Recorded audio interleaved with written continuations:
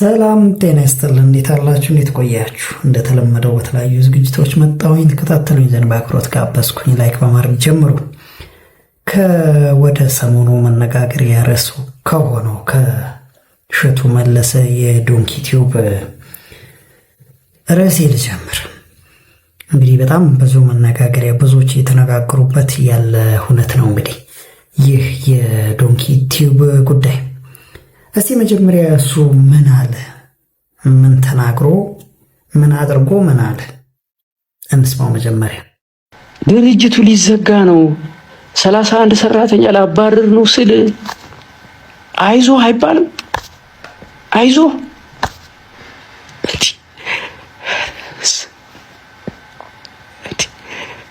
እንደዚህ ላይቭ ገብተን 3 ቀን ተቀምጠን ከጎናችን ናችሁ ወይ ስንል የት ናችሁ? የት ጋር ናችሁ? ያ ሁሉ ውትወታ፣ ያ ሁሉ ስልክ መደወል፣ ያ ሁሉ ደብዳቤ አሁን የለም እንዴ? ኦፍ ኮርስ ሜቢ እየጸለያችሁልን ሊሆን ይችላል፣ ከጎናችን በጸሎት ሆናችሁ ሊሆን ይችላል። ግን አሁን በጸሎት አስቡን አይደለም ያልነው። ከጎናችን ከሆናችሁ ኑና በአካል እስቲ ተናገሩ እውነቱን ነው ያልነው። ከጎናችን ናችሁ ወይ? የት ናችሁ? በስልክ አትደውሉልንም? ቢያንስ ስንት ማያቀን ሰው እየደወለ አይዟችሁ ሜምበር ሆናለሁ 50 ሺህ ብር የሰጠን ሰው አለ። አያቀንም፣ ሙስሊም ነው። ዶንኪ ቲዩብ ለሚሰራው ስራ ስልክ እንኳን ደውላችሁ አይዟችሁ አትሉንም? በጣም ያሳዝናል። እውነት በጣም ያሳዝናል። አሁንም እኔ ከእግዚአብሔር የማገኘውን ዋጋ መቼም እግዚአብሔር አያሳጣኝ። በጣም ያሳዝናል። ይህ ሁሉ የስድብ ውርጅብኝ ለወራት ሲወርድ እሺ ዝም አላችሁ። እሺ ይሁን፣ እሱ ድርጅቱ ሊዘጋ ነው 31 ሰራተኛ ላባረር ነው ስል አይዞ አይባልም? አይዞ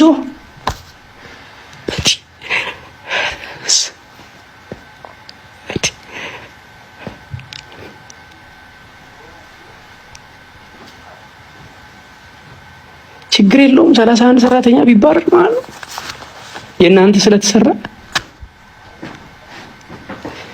ይብቃኝ። ለማንኛውም ሌላ ነገር ውስጥ አልግባ። በጣም እንግዲህ በጣም መጀመሪያ ፊዚካሊ አይታችሁታል። ያው በጣም ኢሞሽናል ሆኗል። መሳቅም ማልቀስም አልፈለግም። በዛ አይነት ስሜት ውስጥ ነው ያለው። እንግዲህ እሸቱ አንድ መታወቅ ያለበት ነገር ምንድን ነው? መጀመሪያ በእኔ ያረዳድ እሸቱ ስለ ሰራተኞቹ ነው የተጨነቀው ብዬ ነው ማስበው። 31 ሰራተኛ አንደኛ መጀመሪያ ቁጥረን ሰራተኞቹ ቢሄዱ እኮ ዩቲዩቡ ዶንኪ ቲዩብ አይዘጋም፣ አይቋረጥም፣ ይሰራል፣ በደንብ ይሰራል። ለሱ አይደለም ለሌሎችም ይተርፋል ቢሄዱ ራሱ ሰራተኞቹ። ግን የስራ እድል ማሳጣቱ ነው እሱ እያዘነበት ያለው። 31 ሰራተኞች በጣም ብዙ ሰራተኞች ነበሩት ከዛ በፊት። ስለዚህ አሁን ቀንሶ ይሄ መባረሩ እንዴት አያስጨንቀውም ሰው ነው እያለ ያለው በእኔ አረዳድ። ከዛ ውጪ እንግዲህ ሰው ህዝባችን ምን እያለ ነው?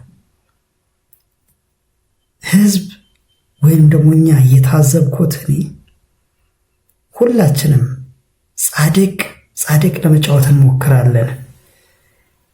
በእርግጥ ፈራጆች ነን። ድክመታችን ነው ባይዜ በአጠቃላይ ድክመታችን ነን። እንፈርዳለን። ምን እንደዚህ ሲያደርግ የነበረ ሰው እንዲህ ሌባ፣ አጭበርባሪ ምን በቃ የማናወርድበት ነገር የለም ነው። ፈራጆች በቃ አንድ ሰው መውደቅ መሰበር የሚያስደስተን ልክ ነው። አባቶች ላይ እንጮሃለን፣ ብዙ መናገር የማይገባንን ነገር እንናገራለን የማይሆን ነገር ሲደረግ። ግን ያኮ ምናልባት ከቅናት ሊሆን ይችላል ማለት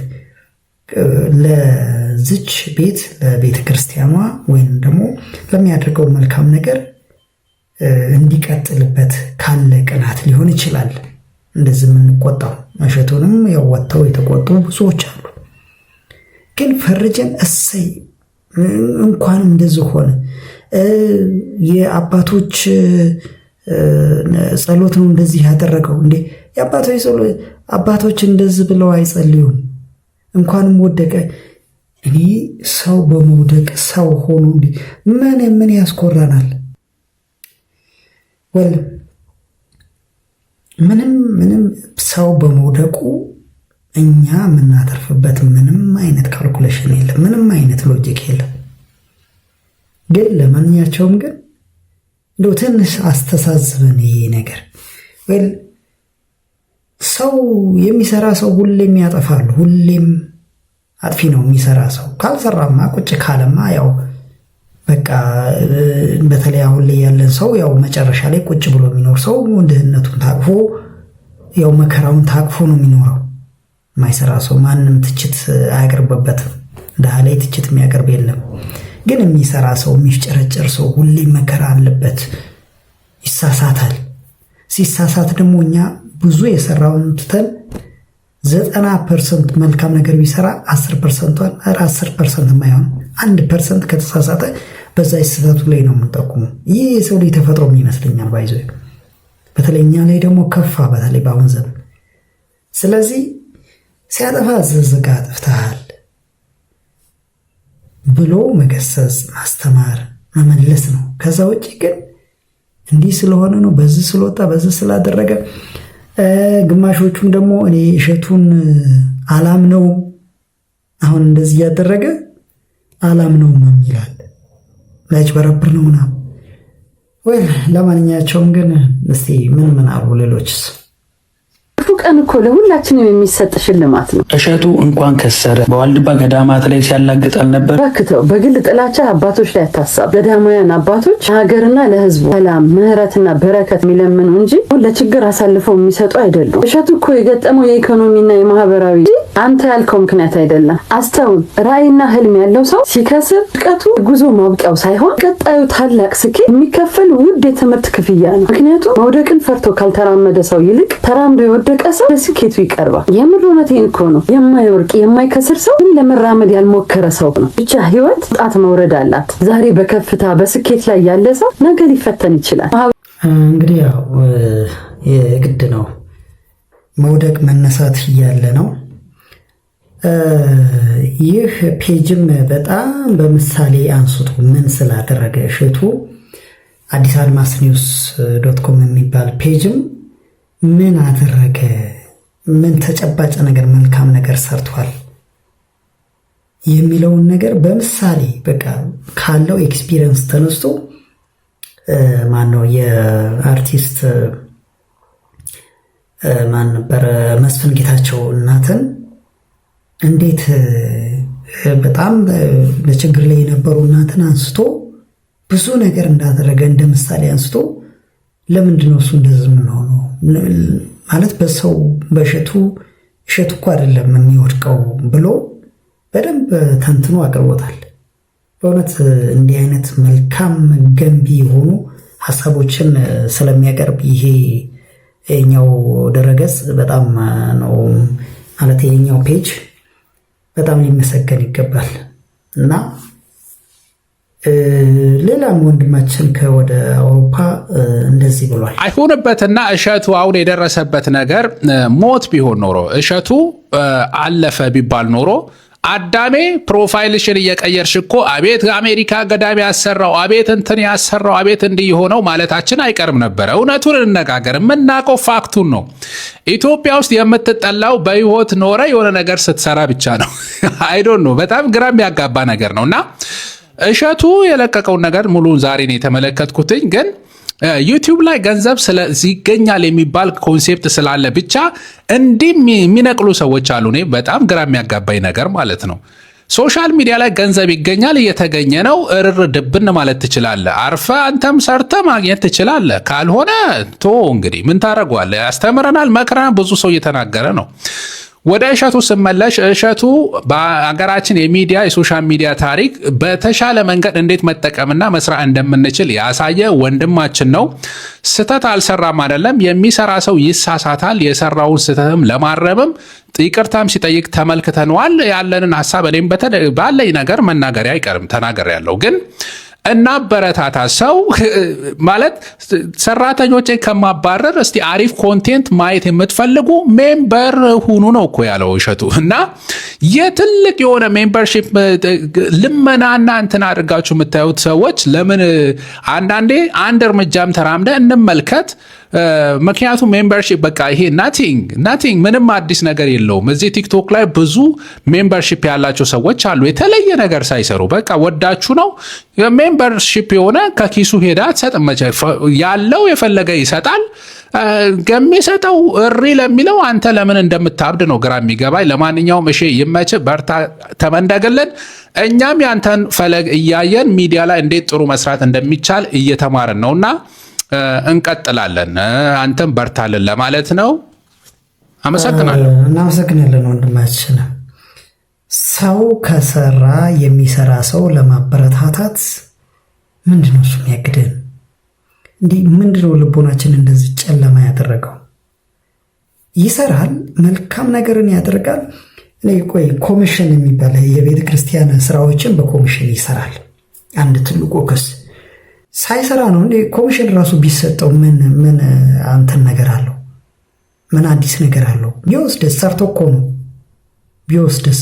ወል ዞሮ ለቤተ ክርስቲያን በቤተ ክርስቲያን ስም ሆኖ ትንሽ ያው ይከብዳል ማለት እንዴት ይባላል? ያው ሰዎች ነን እና ግን ቢሆንስ እዛ ድረስ ቢሆንስ ሰርቶ እኮ ነው። ስለዚህ ለማንኛቸውም እኔ ይህንን የጨለመ ልቦናችን ነው መሰለኝ ይህን ሁሉ መከራም እያላበሰን ያለው። ዞሮ ለሚሰራ ሰው መልካም ማበረታቻ መለገሱ መልካም ነገር ነው፣ ቢያንስ በመልካም ነገር እና በዚህ ላይ ደግሞ ልክ ይሄኛው ወንድማችን እንዳለው ልመና አይደለም፣ ልክ ትብብር ነገር ነው የጠየቀውና ነው እያለ ያለው። ያው እንግዲህ ልመናችን ደግሞ በሶስት አይነት ይከፈላል ይላል። እኚህ ፖለቲከኛ ናቸው መሰለኝ። እዚህ ሀገር ሶስት ለማኞች አሉ። ሁለቱ የሰለጠኑ ለማኞች ናቸው። አንዱ መንግስት ነው፣ በሀገርና በሕዝብ ስም ይለምናል። አንዱ ደግሞ የኤንጂኦ ነው፣ በዲሞክራሲ በሰብአዊ መብት በሴቶች በሕፃናት ስም በአካል ጉዳተኞችና በኢንቫይሮንመንት ስም ይለምናል።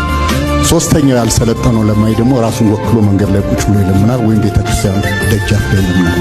እኔ የሚያሳዝነኝ እነዚህ ሶስት ለማኞች ዕጣ ፈንታ ነው። ትልቁ ድህነት ያስተሳሰብ ድህነት እንጂ የማቴሪያል ድህነት አይደለም። ያስተሳሰብ ድሆች ነው። መናገር የሚገባን ፊት ለፊት አንናገርም። ያስተሳሰብ ድህነት ነው። አካፋን አካፋ ዶማን ዶማ ማለት አንችልም። ያስተሳሰብ ድህነት ነው። ገና ሳይናገሩ የምናጨበጭብ ሰዎች ነው። ያስተሳሰብ ድህነት ነው። ካስተሳሰብ ድህነት ካልወጣን እንኳን ለሀገራችን እንኳን ለሌሎች ለራሳችንም አንሆንም። ስለዚህ ካስተሳሰብ ድህነት መውጣት ያስፈልጋል። ትልቁ ድህነታችን ያስተሳሰብ ድህነት ነው። ይህም መቅረፍ የሚቻለው ደግሞ የተማርን ሰዎች አትሊስት ተተማር መማራችን የሚታወቀው ቢያንስ መለወጥ የምንችል ትክክል ነው። ባይዘይ ያው አብዛኛውን ጊዜ ምንም ይምጣ ምንም የአስተሳሰብ ድህነት ካለ ያው ድሃነን ማለት ነው ሁሌም። እና በአጠቃላይ ማህበራዊ ኑሯችንን ደግሞ ይህ ወጣት እስቲ እንከታተለው እንዴት ብሎ እንደሚገልጸው። ይህ ቪዲዮ ለኢትዮጵያ ሕዝብ በአጠቃላይ ነው። ብትችሉ በዚህ ሰዓት ላይ አጀንዳችሁ ቲክቶከርና ዩቲዩበር አይደለም መሆን ያለበት። ነዳጅ ጭማሪው እጅግ በጣም ከፍተኛ ጫና ነው ህዝቡ ላይ እያሳደረ ያለው። ይሄ ፖለቲካ አይደለም። ባይደዌ 90% በላይ የሆነው ህዝብ እጅግ ከባድ ድህነት ውስጥ የሚኖር ህዝብ ነው። ይሄንን መካድ የሚፈልግ ብዙ አካል ሊኖር ይችላል፣ ግን የማይካድ የሚታይ ነገር ነው። ያ ህዝብ ደግሞ እንኳን እንዲህ አይነት ጭማሪ ተደርጎበት ባለው መኖር የከበደው ህዝብ ነው። ያው የተለመደ ዝም ብሎ ቁስላችንን እየነካኩ ያ ቁስል እንዴት እንደሚድን አልኮል መቀባት ያለብን ፕላስተርና አንዳንድ የሚያስፈልጉ ነገሮች ነው የሚያስፈልገን ወይስ ዝም ብሎ ያለፉት 60 ዓመታት በቃ ችግራችንን ብቻ እያወሩ መኖር ማለት። አሁን በዚህ አጋጣሚ ይሄ ሁለቱንም ቪዲዮ እዚህ ጋር ታግ ያረግሽውም ልጅ እዚህ ጋር ያወራሽውንም ልጅ አይወሽ አንቺ ከታች ያለሽው ውጪ መሰለኛለሽው ውጪ ስለሆናችሁ ነው የኢትዮጵያ ችግር የማይገባችሁ። ግን ሁለታችሁ ማለት ነው አይዊሽ እንደው ቢቻል ማለት ነው ሁለታችሁም ኢትዮጵያ ውስጥ ባሉ በጤና ጣቢያዎች ውስጥ በማዋለጃ ክፍል ማዋለድ አያስፈልጋችሁም፣ ግን ለሳምንት እዛው ናችሁ ስራ እንድታግዙ አድርጎ ማሳየት በቃ የዛኔ ነው የኢትዮጵያ ችግር የቱ ጋር እንደሆነ ዋናው ኮሩን የምታውቁትና የምትረዱት። አሁን ለምሳሌ ያው የተናገረችውን ሰምታችኋል። ኑሮ ከበደን የየው እሱ አሁን የመጣ አይደለም አባቴ፣ ሲወርድ ሲዋረድ የመጣ ነው። እሺ ዊ ጋይስ አዘ ኢትዮጵያን ሶ ሰልፊሽ እያንዳንድ ወደ ውጭ ሀገር መጥተህ የምትኖርበት ሀገር በእነሱ ኑሮ ቀንተን የምንንከራተትባቸው ሀገሮች እኛ በምናስበው መንገድ አስበው ቢሆን ኖሮ ያው እንደምታውቁት ነው ግም ለግም አብራዝ ግም አይደለ? ግን እነሱ ለጀነሬሽን በማሰብ አሻግሮ በማየት በመተንተን በመተለም ነው እዚህ የደረሱት። ለዛም ነው እነሱ የሄዱበት መንገድ ስለቀናቸው ትክክልም ስለሆኑ ኑሯቸው ሲሻሻል አይተን መጣን። ገብታችኋል? ከመጣን በኋላ ግን እኛ አስተሳሰባችንን ባለመተው እንደውም የተሰራ ነገር የምናበላሽ ግለሰቦች ነን። በምሳሌ ነው ማስረዳ፣ በትክክለኛው ምሳሌ ቻትጂፒቲ ምን ብዬ ጠየኳት? አሁን እንግሊዝ ሀገር ካለ ህዝብ ውስጥ በአሁን ሰዓት አጠቃላይ የወሊድ ሁኔታና በርዝ ሬቱ እንዴት ነው ብዬ ጠየኳት። ከዛ ውስጥ ላለፉት 3 ዓመትና 4 ዓመታት በሚገርም ሁኔታ ሽሪንክ አድርጓል ወይንም ቀንሷል፣ ህዝቡ እየወለደ አይደለም ማለች። እነዚህ ያለፉት 3 እና 4 ዓመታት ምንድናቸው ስንል አጠቃላይ የዓለም በኑሮ ውድነት የተፈተነበት ጊዜ ላይ ያለንበት ጊዜ ነው። ልብ በሉ። መጀመሪያው ጨዋታ ልመልሳችሁ። ኢትዮጵያ ውስጥ እነዚህን ሁለት ሰዎች ወስዳችሁ ጤና ጣቢያ ብትወስዳቸው የጤና ጣቢያ ሰራተኞች እረፍት የላቸውም ሰው በማዋለድ። ይህን ታውቃላችሁ? በሰው ጫማ ውስጥ ተራመዱ እንዴት ምርር እንዳላቸው። እሺ እነዚህን ሰዎች ቦታው ላይ ሲሰሩ የሚሰሩበት ደሞዝ በቅቷቸው አይደለም። ኦኬ እነዚህን ምስኪን አዋላጅ ነርሶች ሄዱና በአካል ጠይቋቸው። የኢትዮጵያ ሕዝብ የገዛ ችግሩን ራሱ ጉድጓዱን የሚምስ ማህበረሰብ መሆኑን እነሱ ሊዱና ጠይቋቸው። እሱ ብቻ አይደለም፣ እንደዛ ምንጭቅጭቅ አንስቼላችኋለሁ ጉዳይ ከዚህ በፊት እግርሽን ከፈቺ ተብላ ምንጭቅጭቅጭቅ እየተደረገች እየተነገራት ልጇን ወልዳ ትሄዳለች፣ አርግዛ ትመጣለች። ልጇን ወልዳ ትሄዳለች፣ አርግዛ ትመጣለች። ይሄ ሁሉ የሚወለድ ጀግና ሰርቶ ማይበላ ከሆነ ችግር የማይቀርፍ ዜጋ ከሆነ እንደ ማህበረሰብ ደግሞ በምንወልደው ልክ ማናመርት ከሆነ ይሄ ሁሉ ጦር ምን ሊሰራ የሚመጣው?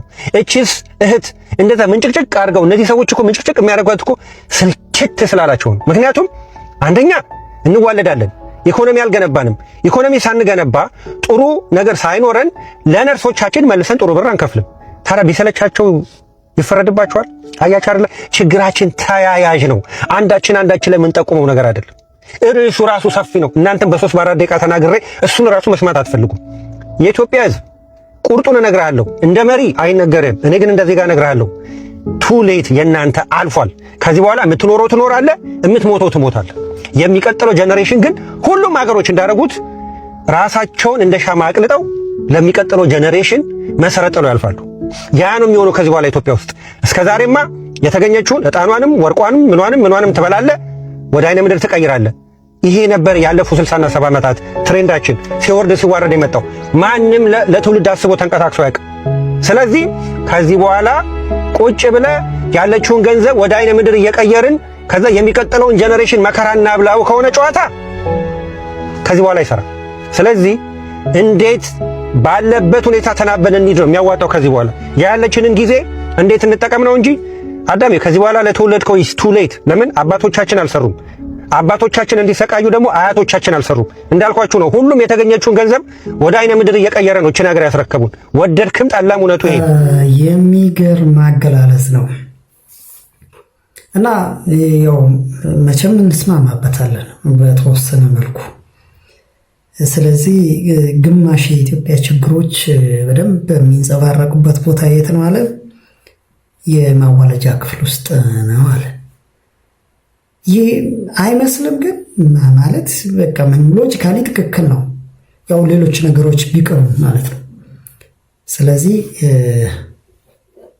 ያስኬዳል። እውነቱን ለመናገር እኔ ተመችቶኛል ሀሳቡ። እውነቱን ለመናገር ምንም ለጄኔሬሽን የሚያስቀር በጣም ረጅም አርቆ የሚያስብ ስራዎችን አልሰራንም እና እውነቱን ነው።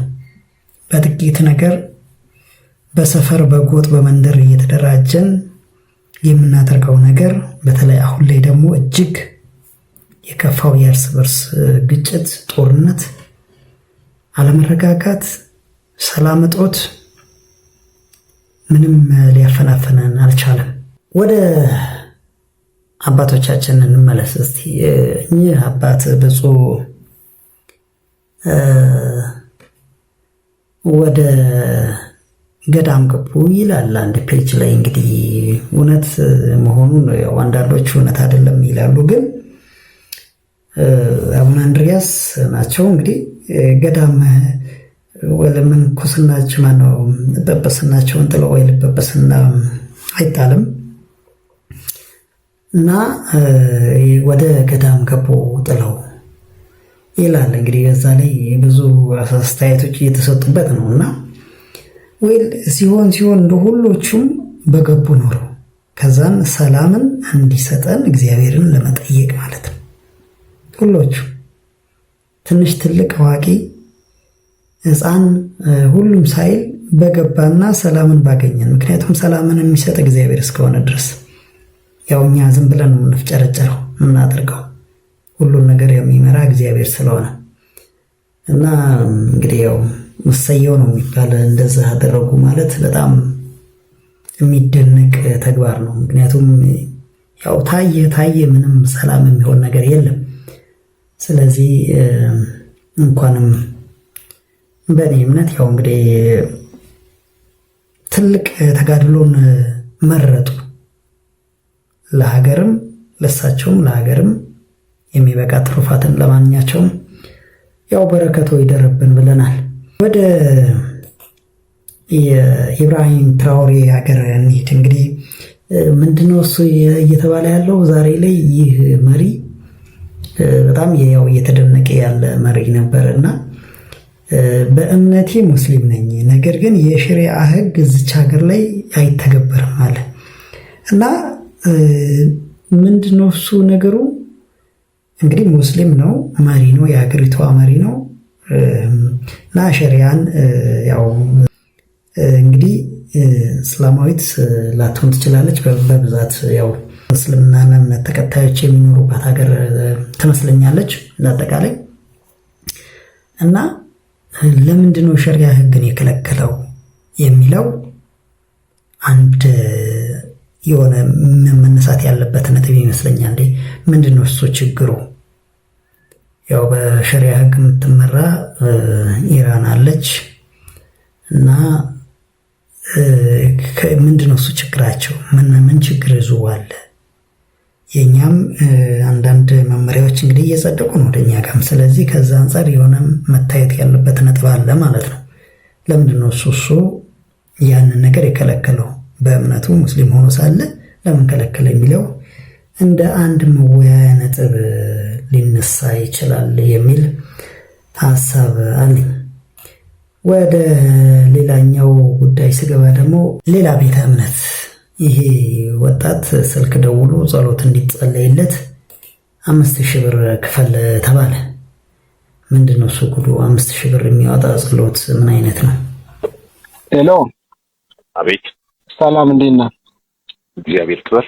ሁሉ ሰላም፣ ሁሉ ድንቅ ነው። ኢየሱስ ይባረክ። እግዚአብሔር ይመስገን። ስልክ ከቲክቶክ ነበር ያገኘውና። ኦኬ። ለጸሎት ነው? ለምንድን ነው የደወልከው? ለጸሎት ነው ፈልኩ። በቃ ፈጥነህ ዘር አስገባና በዚህ በጾም ጸሎት ዛሬ 9ኛ ቀን ነው ያለነው። ታምራትን ትቀበላለህ። አሁን ራሱ ቸርች ነው ያለው፣ ድምጽ ያስታውቃል። ዘር አስገባና ሰዎች ገዝተው ስንከታተሉ ቢያንስ 15 አስገብቶ ነው ስልክ ላይ እንትን እንድጸልይ ፈልገው 5 አስገብቶ ነው የሚጸልዩት። ማስገባታውን ትችላለህ አይደል? እንድጸልይልክ። ስንት ብር ነው ማስገባ? 5000 ብር። ትንሽ ነው። 5000 ብር ነው? አዎ። ኦኬ። የት ነው ማለት ቸርች መምጣት አለብኝ ነው በስልክ ነው ጸሎት? ቀጥታ ስልክ ላይ አሁን እኮ ሰዓቴ ላይ እኮ ነው እያወራኸኝ ያለው ጊዜን ሰጥቼክ ነው። ገብቶሃል? ጾም ጸሎት ላይ እኮ ነው። ሰውን አክብሬ ነው ስልክ እያነሳ ያለው። ብዙ ሰዎች እኮ ስልክ አነሱም። ማወቅ ያለብኝ የተኛውም እና እዩ ገብተር 10 ዓመት ለስልክ አነሱልን። እሱ ማለት እሱ ማለት እኔ ምን ልስማው አሁን ጸሎት ላይ ስላለ መንፈሴ እንድትረብሽ ስለማልፈልግ መንፈሴን ነው የምጠብቀው። ለታስገባ ከሆነ አስገባ። ቸርች ማምጣት ካለ ገስታውስ ያለበትን አግሎት አለ 15 ነው። አይ ገስታውስ አልችልም በስልክ ጸልይ ካልከ ለቸርች አደራሸት በየትኛው መቅጣጫ 5 ማስገባት ነው። በኋላ ወም ነገም አስገባለሁ ግን እንድጸልልኝ ብዬ ነበርና በቃ አሁን እንደዚህ ነገር የለም። ቆም ጸሎት ላይ አለ ወንድሜ። አሁን አስገብተህ ከሆነ ደውል፣ ካላስገባህ እንትን አትረብሽኝ። እስከዛ አጸልልኝ በእናትህ አጎቴ በጣም ማማ በቃ እንትን ብለህ አስገብተህ ደውል። ወሬ ምናምን እኔ ጋር አይሰራም። ነብይ ነኝ አባ በቃ ወጣጣር አይሰራም። እሺ እኔ እኮ ወሬ አይደለም አንተ ወንበዴ እንዴ ካላያ አጸልልኝም እንዴ በልቸው ቻው። ሁለተኛ እንዳደውል። እኔ የሚገርመኝ እንዴት ነው እሱ በቃ ይሄ ህዝቡ የሚጃጃለው ይሄን ያህል በቃ ምን አይነት መውረድ ነው ግን? ብቻ እኔ አይደል ነው። ለማንኛቸውም እስቲ ስለ ክርስትና ምንድነው እሱ ወንጌል ሳይማር ሳያውቅ ክርስትና የምታስነሱት ብለው ያው እና ነብይ ተብዮች ያው ይጠይቃሉ። እነሱ ደግሞ በሳምንት 2 ቀን ልጅን ለእግዚአብሔር የሚል ፕሮግራም አውጥተዋልና እስቲ ይህ ወንድማችን የሚለውን እንስማ። ወይስ እያየን እንጨምራለን? የሆነ እምነት ነው የምትከተለው? ደነቃለሁኝ ዝም ብዬ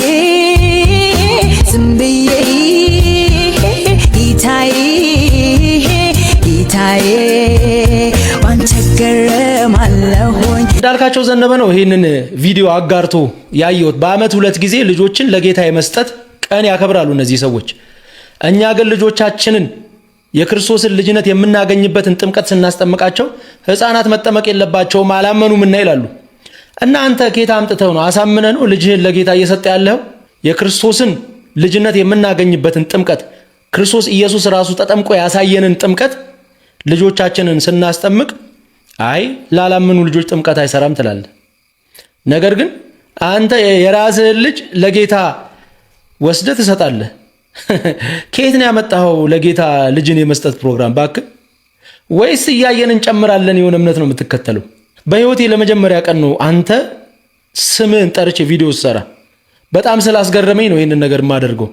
ከየት አመጣኸው? አንተም መሰሎችም የምታምኑበትን ያንን የህፃናት ጥምቀት አያስፈልግም የሚለውን ሽረ በአመት 2 ጊዜ ልጆችን ለጌታ የመስጠት ቀን ግን ታደርጋለህ። መቼ አመኑ እነዚህ ልጆች?